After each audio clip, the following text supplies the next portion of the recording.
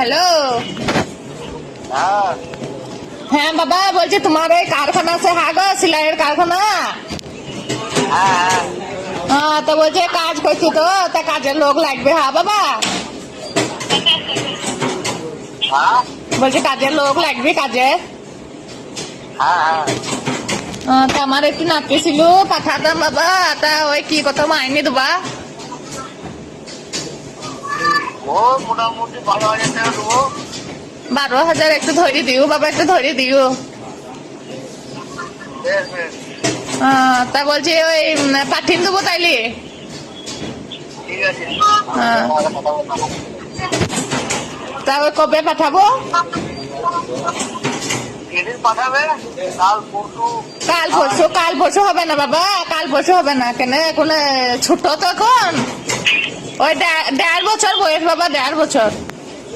দেন মা কথা বলছিলাম। ওকে রেগে যাও না বাবা, রেগে যাও না। ছেলে আমার খুব ভালো, পট পট তাকায় যে বিছিনে মুখে হাগে। 1.5 বছরের ছেলে মা মার খাওয়াবে।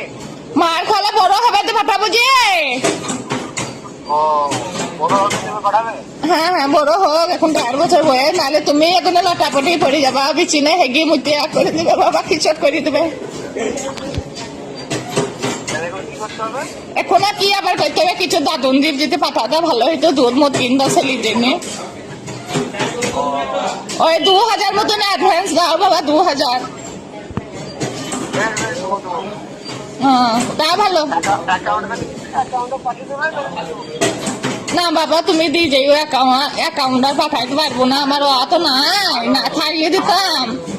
ভালো ম্যানেজার বাবু কার সাথে কথা বলছি, মাঝে মাথা খারাপ হচ্ছে মায়া।